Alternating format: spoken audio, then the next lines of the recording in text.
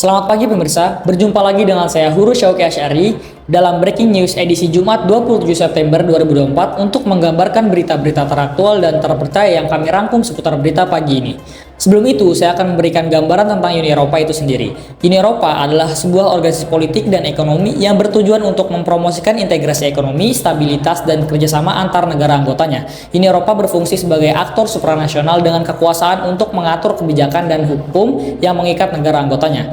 Tiga lembaga utama Uni Eropa. Yang pertama, Komisi Eropa, badan eksekutif yang mengusulkan undang-undang, mengelola kebijakan dan dana, serta mewakili Uni Eropa secara internasional. Yang kedua adalah Dewan Eropa, forum negosiasi dan pengambilan keputusan menggunakan sistem pemungutan suara mayoritas khusus dan mencerminkan prinsip supranasional. Yang ketiga, Parlemen Eropa, salah satu lembaga Uni Eropa yang dipilih secara langsung oleh warga negara Uni Eropa.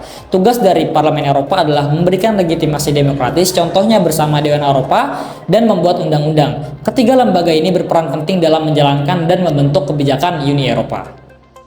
Latar belakang nasional memiliki pengaruh terhadap pengambilan keputusan dalam Komisi Uni Eropa.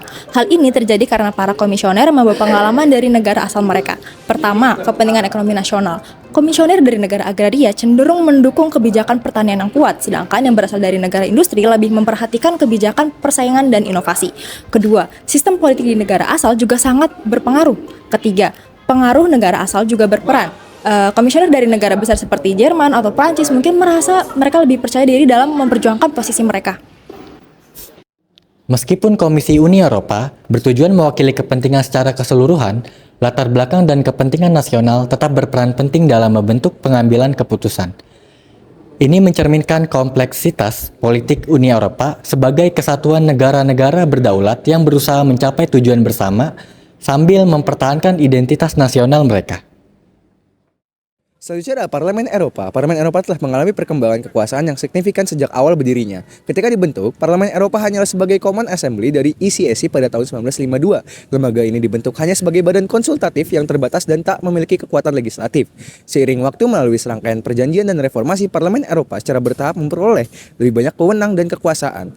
Dan dalam proses pengambilan keputusan di Uni Eropa, Perjanjian Roma pada tahun 1957 memperluas peran parlemen, namun masih sebatas fungsi pengawasan. Perubahan besar terjadi pada Akta Tunggal Eropa 1986 yang memperkenalkan prosedur kerjasama, memberikan parlemen suara dan beberapa area kebijakan.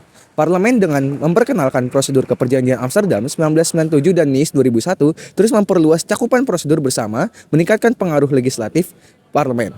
Puncaknya, Perjanjian Lisbon 2007 secara substansial memperkuat posisi parlemen, menjadikannya ko-legislator yang setara dengan Dewan Uni Eropa di sebagian besar area kebijakan Uni Eropa.